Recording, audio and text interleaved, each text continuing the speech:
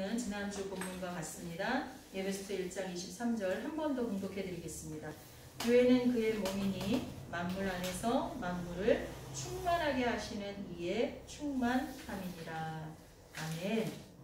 네, 그러나 본문은 같지만 오늘 제목은 다릅니다. 우리 따라해 보겠습니다. 교회가 사명을 감당하는 방법. 교회가 사명을 감당하는 방법. 이제 오늘은 종교개혁 주일입니다. 저희가 지난주와 이번 주에 이어서 교육 예배를 드리고 있는데 우리 주현종 목사님의 섬기는 그리스도인이라는 책을 우리가 참고해서 여러분에게 교회에 대해서 교육을 하면서 말씀을 전하고 있습니다. 지난주는 어떻게 보면 교회의 본질, 교회가 뭐냐라는 것에 대해서 말씀을 드렸다면 오늘은 교회의 사명과 그 사명을 감당하는 방법이 어떤 것이 있는가라는 것에 대해서 말씀을 전하고자 합니다. 우리가 이 말씀을 정확하게 가슴에 새기고 우리 교회, 지성교회 공동체가 정말 사명을 잘 감당하고 있는가, 아니면은 우리가 한 달란트 받은 자처럼 땅에 묻고 있는가, 우리가 이런 것들을 점검하고 정말 우리가 땅에 묻고 있다면 다시 한번 회개하고 깨닫고 우리가 다시 일어나서 교회가 교회의 사명을 감당할 수 있게 되기를 주님의 이름으로 축복합니다. 아멘. 네, 오늘 본문 말씀은 우리가 지난주에도 잠깐 설명을 해드렸지만 교회는 그의 몸이니 만물 안에서 할 때 만물은 세상 혹은 세상의 모든 영역을 이야기한다고 말씀을 드렸습니다. 그러니까 즉 교회는 예수 그리스도의 몸이니 세상 혹은 세상의 모든 영역에서 그 모든 영역을 충만하게 하시는 이의 충만이다, 이렇게 말씀을 드렸습니다. 이것은 다시 말하면 교회에 세상을 충만하게 하시는 예수님이 계시면 예수님의 능력으로 인하여 세상을 충만하게 할 수 있다라는 이야기입니다. 그래서 교회는 뭐냐? 하고 묻는다면 교회는 그리스도의 몸이다. 조금 더 들어가서 얘기한다면 교회는 예수 그리스도께서 우리의 뜻이 아니라 하나님의 뜻, 하나님의 주권으로 불러 모은 사람의 모임 공동체다. 그런데 그 공동체의 특색이 뭐냐? 예수 그리스도를 구주, 주인으로 인정하는, 주인으로 영접한 사람들이다. 그러니까 예수님을 구주로 부르는 사람들의 모임, 그 모임의 머리는 예수 그리스도, 그리고 그 모임인 교회는 그리스도의 몸, 이렇게 말씀을 드렸습니다. 그래서 교회는 머리 되시는 예수님의 명령에 순종하면서 살아야 되는 사람들입니다. 여러분, 지금 우리가 살아갈 때 정말 예수 그리스도의 말씀에 순종해서 살아가고 있습니까? 아니면 저와 여러분 각자의 계획과 뜻에 따라 움직이고 있습니까? 교회는 예수 그리스도의 뜻에 따라, 예수 그리스도의 말씀에 따라 움직여야 되는 공동체고 사람들임을 잊지 마셔야 될 줄 믿습니다. 그럼 교회의 사명이 뭐냐? 교회의 사명은 한마디로요. 교회 안에 충만하신 예수 그리스도를 어떻게 해야 돼요? 세상으로 흘려보내는 공동체가 교회예요. 교회의 사명이 뭐냐? 세상을 예수님으로 충만하게 하는 것. 그게 교회의 사명입니다. 믿으십니까? 그러기 위해서 어떻게 해야 돼요? 교회는 예수님을 소개해야 되고요. 예수님의 성품을 닮아가도록 해야 되고요. 예수님의 말씀대로 살아갈 수 있도록 해야 되고요. 예수님이 다스리시는 삶을 살아갈 수 있도록 교회가 그것을 먼저 솔선수범하고 그것을 전해야 된다는 것입니다. 교회의 사명이 뭐라고요? 교회 안에 충만하신 예수 그리스도를 세상 속에도 충만하게 하는 것. 그게 교회가 해야 할 사명입니다. 그럼 그 사명을 감당하는 방법은 어떤 걸까? 오늘은 이게 포인트거든요. 첫째는요, 전투적으로 해야 돼요.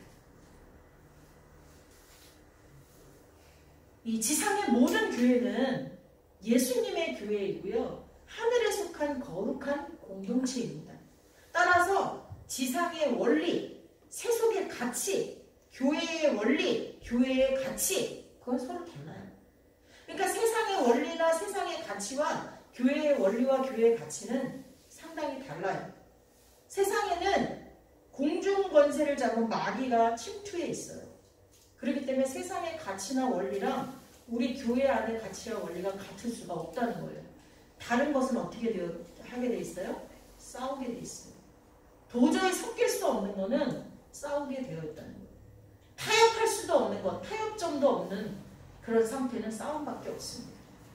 에베소서 6장에 보면 마귀의 관계를 능히 대적하기 위하여 싸우기 위하여 하나님의 전신갑주를 입으라. 우리의 씨름은 혈과 육을 상대하는 것이 아니요 통치자들과 권세들과 이 어둠의 세상 주관자들과 하늘에 있는 악의 영들을 상대함이라. 이렇게 말씀하고 있습니다. 우리가 상대해야 될 적이요 어마무시한 적이에요. 쉽게 보아서는 안 되는 존재라는 거예요. 그런데 우리는 너무나 태평해요. 그들과 우리는 항상 싸우고 있어야 되는데 싸움의 준비가 안 돼 있다는 것입니다. 우리 교회와 그리스도인은요, 마귀의 싸움에서 승리하기 위해 영적 전투를 피할 수가 없어요. 언젠가 말씀드렸어요. 우리가 완전한 평화를 누리지 못하는 건 남과 북이 어떻게 돼 있어요? 분단 상태에 있어요. 그러니까 휴전 상태에 있기 때문이에요. 완전히 전쟁이 종식되면 이렇게 군비를 많이 확장하고 또 모든 젊은 청년들이 또 강제로 강제는 아니고 다 자발적으로 가지만 어쨌거나 국가에서 원하는 책임이기 때문에 하잖아요. 본인이 막 원해서 가지는 않잖아요. 그런 것들이 없어질 텐데 지금은 휴전 상태이기 때문에 마찬가지로 우리 예수님이 다시 이 땅에 오실 때까지 우리는 마귀와 싸워야 되는 상황입니다. 근데 여러분 이거를요 우리보다 이단이 더 잘 알아요. 특히 요즘 신천지 제가 단톡에 올려드렸죠. 신천지에서 14년 동안 신천지의 교리를 가르치고 그리고 신천지의 사람들을 훈련시킨 목사님이 교리를 너무나 열심히 가르치다 보니까 아 이게 잘못됐다. 이게 정말 잘못됐구나. 그걸 깨닫고 다시 하나님께로 돌아왔어요. 거기서 나왔어요. 그래서 거기에 빠졌다가 나온 사람들을 모아서 재교육을 시키는 그러한 일을 하고 계신 분입니다. 여러분 단톡에 신천지가 어떻게 훈련하고 교육하는지를 1강, 2강으로 나눠서 한 40분 정도 되는 거를 제가 2개 올렸어요. 그걸 들어가 보면 궁금하면 그분이 한 다른 강의들도 있으니까 한번 들어보세요. 꼭 들어보세요. 신천지는 어떻게 움직인다고 거기 보면 돼 있어요. 보신 분. 제가 노인분들 얘기만, 노인분들은 그게 없으셔서 못하지만 다른 분들은 다 봤으리라 생각했는데 한 분도 안 보셨네요. 꼭 보세요. 누구도 당할 수가 없다고 되어 있어요. 왜냐하면요, 그들은 전도 대상자를 정하면요, 무조건 어떻게 하는 줄 아세요? 정보를 수집해요. 그 사람의 취미가 뭔지, 그 사람의 지금 경제 상태는 어떤지, 그 사람의 관심사는 어떤지, 이 모든 정보를 이렇게 모은 다음에 그 사람에게 맞는 사람, 잘 훈련된 사람을 4-5명에서 많게는 7-8명까지 조직적으로 붙이는데 전혀 일부러 접근했다는 생각이 1%도 들지 못하도록 아주 우연을 가장해서 접근을 한다고 합니다. 근데 그 사람들은 이미 나에 대해서 꿰뚫고 있기 때문에 뭐를 건드리면 이 사람이 탁 말할지 안다는 거예요. 지금 제 주변에서도 그런 접근을 받아서 저한테 상담이 들어왔어요. 몇 사람이. 그래서 제가 올린 거예요. 우리 성도들도 결코 안전하진 않다. 제가 여러 차례 말씀을 드렸지만 제가 훈련하고 교육하는 사람들 중에도 그런 접근을 받고 있다는 거예요. 지금 목사님, 사모님들도 접근을 받아요. 근데 내 마음에 하나님의 말씀으로 충만하고 하나님의 말씀에 기쁨과 즐거움으로 순종하고 있고 불평, 불만이 사라지면 그들이 아무리 접근해와도 들어올 수 있는 바늘구멍도 없지만 내 마음이 무너져 있고 교회에 대해서, 성도들에 대해서 불평, 불만이 생기고 하나님에 대한 신뢰가 깨지고 말씀을 보지 않고 기도하지 않고 그럴 때는 그들이 확보한 정보에 의해서 접근해 오는 사람들을 막을 길이 없다는 거예요. 막을 길이 없대요. 그리고 그 사람들은 어떻게 훈련을 받냐면 복음방이라는 곳에서 먼저 기초 훈련을 받은 다음에 6개월짜리 훈련을 일주일에 서너 번씩 하루에 2-3시간씩 여러분 일주일에 한 번 구역예배 드리자고 해도 잘 안 드리시잖아요. 제가 매일 성경 오늘도 나눠드리겠지만 매일 성경 나눠드리면서 그 하루에 한 페이지 되는 거 그거 말씀 읽고 목사 또 읽고 기도하라고 해도 그거 해봤자 5분 10분밖에 안 걸리는데 그거 안 하시잖아요. 그것도 막 밀렸다가 한꺼번에 하시잖아요. 근데 신천지 그렇지 않다는 거예요. 하루에 2-3시간씩 일주일에 4일씩 공부를 해야지만 그것도 시험을 봐서 몇 점 이상이 돼야 수료를 한다면 그 사람만 어떻게 하냐? 카드를 준대요. 지금은 지문인식이래요. 그걸 줘서 이제 교회에 가서 예배를 드릴 수 있는 거예요. 그 전까지는 교회에 출입이 금지돼 있어요. 제가 만약에 여러분에게 6개월 정도 매일 그러니까 일주일에 4번씩 2-3시간 공부한 다음에 시험을 쳐서 몇 점 이상 나와서 나온 사람만 우리 지성교회에 출입할 수 있습니다. 그럼 여러분 뭐라 그러겠어요? 이 교회가 여기밖에 없어? 딴 교회 가시겠죠. 근데 신천지는 지금 그렇게 하고 있다는 거예요. 그런데요, 기하급수적으로 인원이 늘어나고 있고요. 젊은 청년들이 어마무시하게 많대요. 그러면서 뭐라고 전도한 줄 아세요? 젊은 청년, 요즘의 젊은 청년들이 얼마나 이기적입니까? 얼마나 자기밖에 모릅니까? 이익이 없는 곳에 가지 않지 않습니까? 그런데 그들이 이렇게 몰려들 때는 여기에는 뭔가 있습니다. 이렇게 전도한대요. 거기에 뭐가 있어요? 거짓교리만 있을 뿐이에요. 사람을 현혹하는 것만 있을 뿐이에요. 어디 하나님께서 나이 먹은 사람, 장애인 이런 사람들은 교회 오지 말라고 그랬습니까? 근데 거기는 돈이 안 되는 사람들은 일꾼, 전도할 일꾼이 안 되는 사람들은 전도하지 않습니다. 지금은 조금 바뀌었는지 몰라도 전에는 60세 이상은 전도하지 말라고 그랬대요. 그게 교회입니까? 그리고 교회는요, 우리 교회도 예수 그리스도의 몸이지만 교회가 다 연합하여 예수 그리스도의 몸입니다. 그런데 목사들을 완전히 개 취급하고 욕을 합니다. 근데 생각해보세요. 그게 진짜 교회라면 만약에 예를 들어서 우리 옆교회가 타락을 했어요. 옆교회 목사님이 죄를 졌어요. 그러면 우리가 정죄해야 됩니까? 그것도 내 몸인데? 내 몸이잖아요. 내 몸이면 내 몸에서 손가락이 썩어져 간다고 손가락이 하나 썩어져 간다고 팔을 뚝 잘릴 사람이 세상에 있습니까? 손가락이 썩어져 간다고 이 손이 내 손이 아니다! 해가지고 그냥 팔뚝까지 뚝 잘라버릴 사람이 세상에 어디냐고요. 어떻게 해서든지 이 손가락을 치료하고 낫게 하려고 갖은 노력을 다할 거 아닙니까? 진짜 교회라면 교회는 하나입니다. 아멘이십니까? 교회가 교회를 욕하고 성도가 목사를 욕하고 목사가 성도를 욕하는 건 그것부터가 이단이라는 것을 자기 스스로 증명하는 겁니다. 아멘이십니까? 여러분이 혹여 어떤 유혹을 받아서 어느 집단에 들어갔는데 그게 한두 명 모인되던 10명, 20명 모인되든 거기서 누군가를 공격하는 것이 공적으로 이루어진다면 여러분 거기는 이단입니다. 오물덩어리입니다. 믿으시겠습니까? 그럼에도 불구하고 우리가 배워야 될 게 있어요. 그들은 잘못된 교리지만 말씀의 훈련이 지나치기만큼 많습니다. 그리고 전도를 할 때 어떻게 해야 되는지를 아주 조직적으로 가르쳐줍니다. 철저하게. 여러분, 그건 우리가 배워야 돼요. 우리가 하나님이 주신 전신갑주로 무장하고 말씀으로 훈련받아서 세상에 나가면 입만 벌릴 때마다 세상 노래가 아니라 찬양이 흘러나오고 입만 벌릴 때마다 하나님의 말씀이 쏟아져 나올 정도로 그렇게 훈련되어야 될 줄이 있습니다. 주님은 그걸 우리에게 자꾸 말씀하세요. 믿음의 선한 싸움을 싸우라. 분명하게 말씀하세요. 믿음의 선한 싸움을 싸우라. 영생을 취하라. 죽어가는 영혼을 살리라는 거예요. 이를 위하여 내가 부르심을 받았고 많은 증인 앞에서 선한 증언을 하였도다. 나는 선한 싸움을 싸우고 나의 달려갈 길을 마치고 믿음을 지켰으니. 사도 바울의 고백이에요. 여러분, 전신갑주를 입고 투쟁하는 군인들처럼 그렇게 영적 전투를 하고 계십니까? 아니면 나태하게 늘어져 있습니까? 군인은 항상 훈련과 무장으로 준비되어 있습니다. 군인들이 제일 싫어하는 말이 요즘 군인은 옛날 군인 같지 않아? 이 말을 제일 싫어한단 말이에요. 어쨌거나 요즘 군인이 옛날 군인 같지 않다고 생각하는 어르신들이 있다 할지라도 그래도 요즘 군인도 민간이랑은 달라요. 일단 전투가 벌어지면 절대 패배할 수 없다는 각오로 임합니다. 전투복, 전투화, 내의, 손수건까지. 요즘 손수건 줍니까? 군대에서? 삽니까? 없죠 요즘은. 요즘은 거의 뭐 손수건 안 쓰죠.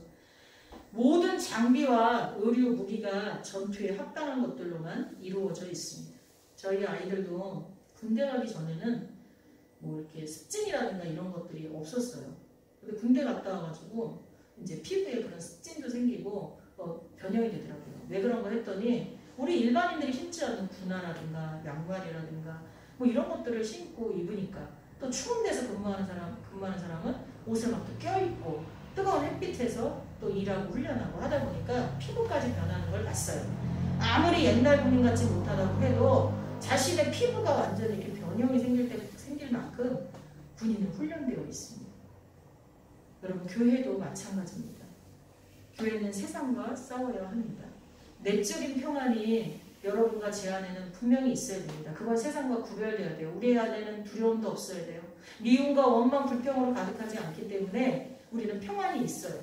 그러나 우리는 또한 한편에서 무장하고 영적 전투를 하고 있어야 되는 사람들임을 잊지 마시기 바랍니다. 교회의 머리이신 예수 그리스도의 사랑과 공의를 대적하는 모든 가치와 싸워야 합니다. 여러분 싸우라고 했다고 해서 집에 가서 부모랑 싸우고 자식이랑 싸우고 그러라는 뜻이 아니에요. 예수 그리스도의 사랑, 예수 그리스도의 공의를 대적하는 모든 가치와 싸워야 된다는 거예요. 예를 들면 불의, 부정, 거짓, 나태, 권모술수, 불공정, 게으름, 인간 학대, 윤리적인 타락,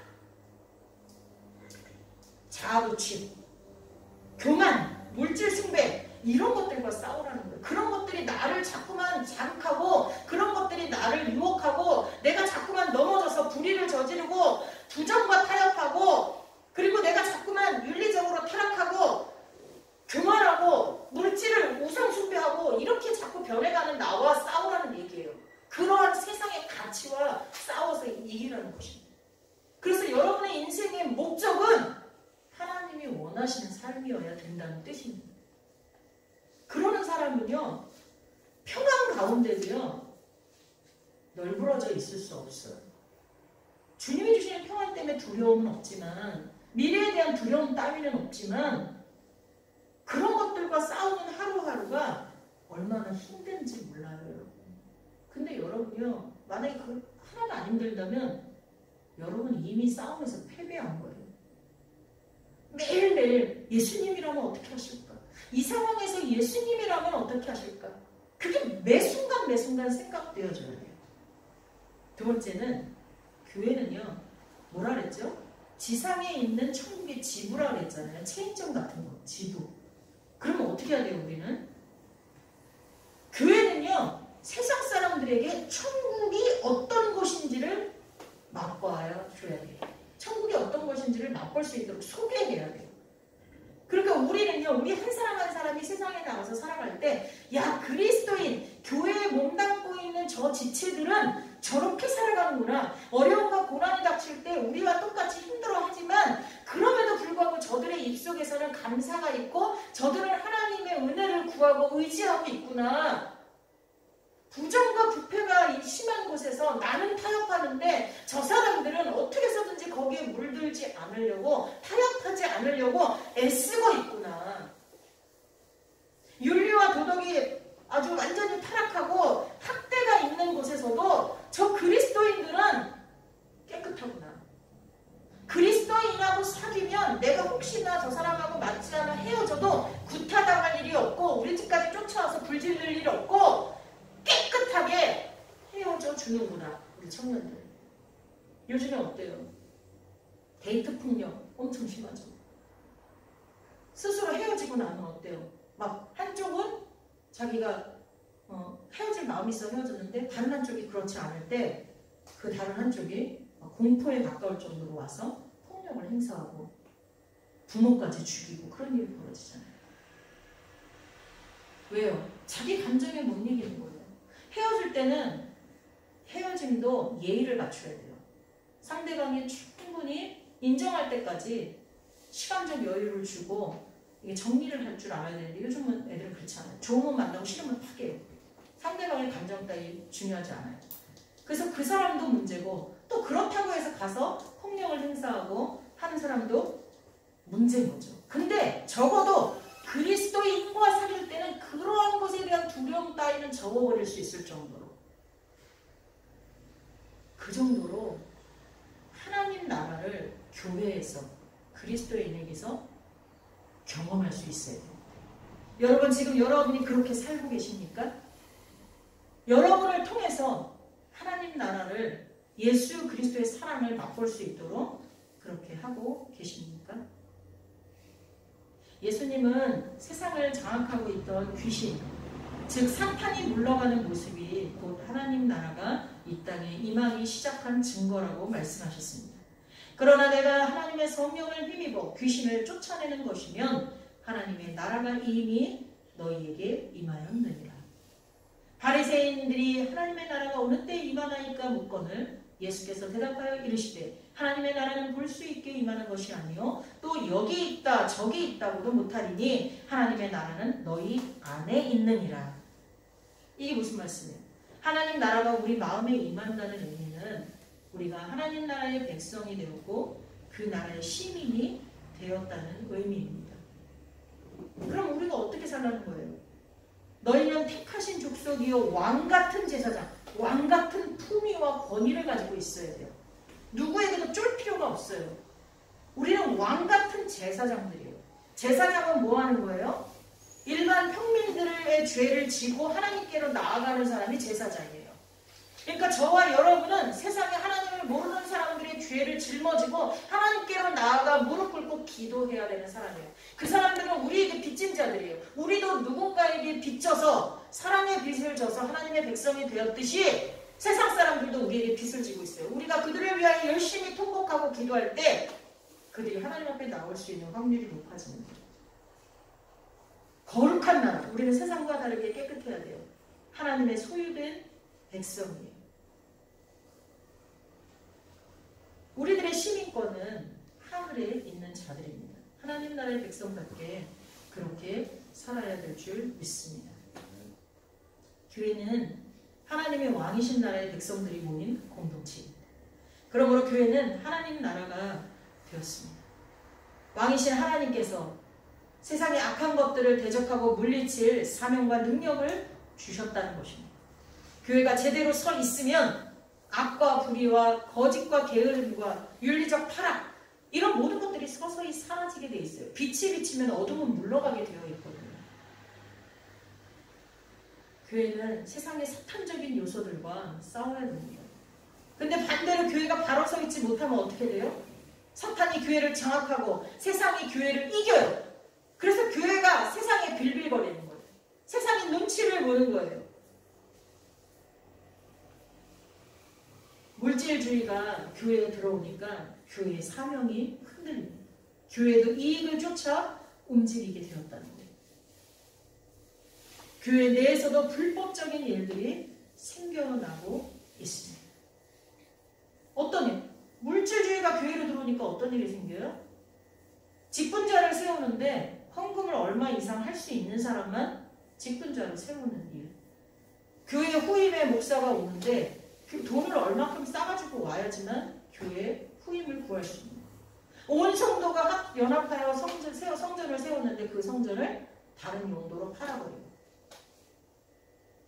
물질주의가 세상에 들어오니까 돈이 있는 사람은 당당하게 교회에서 자기의 발언을 하고 돈이 없는 사람은 저 끝에 쭈그러져 있고 성경이 그렇게 하지 말라고 가르치고 있는데도 말이에요.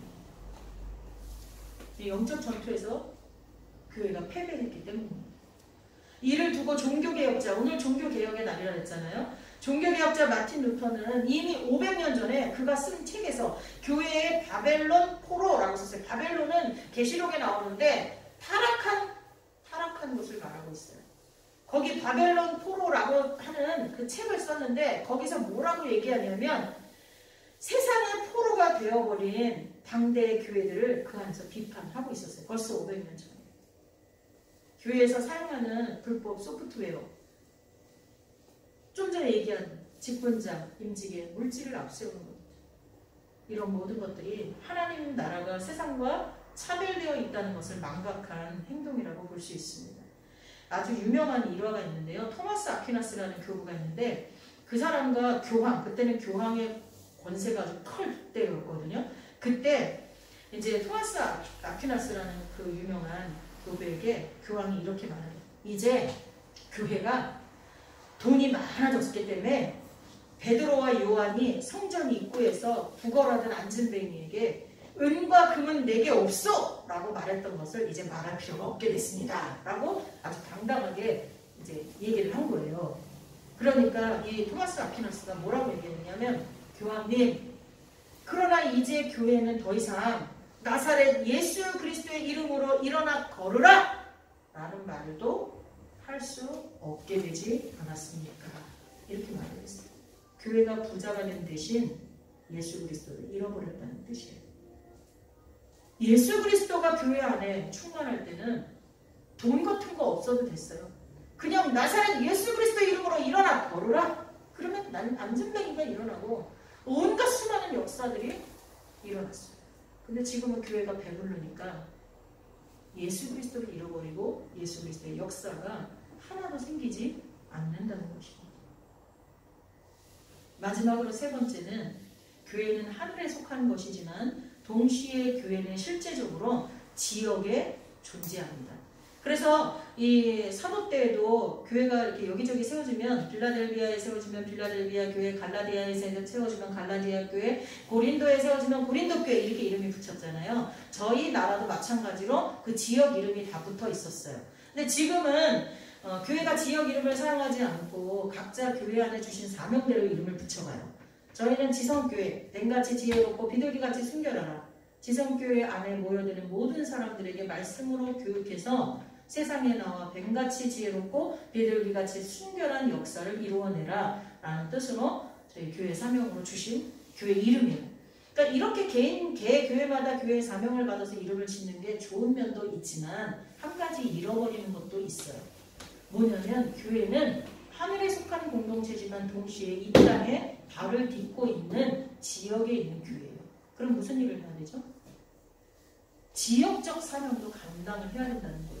우리는 부천에 속해 있어요. 작게는 이제는 구가 없어졌지만 소사구에 속해 있었고, 그리고 어때요?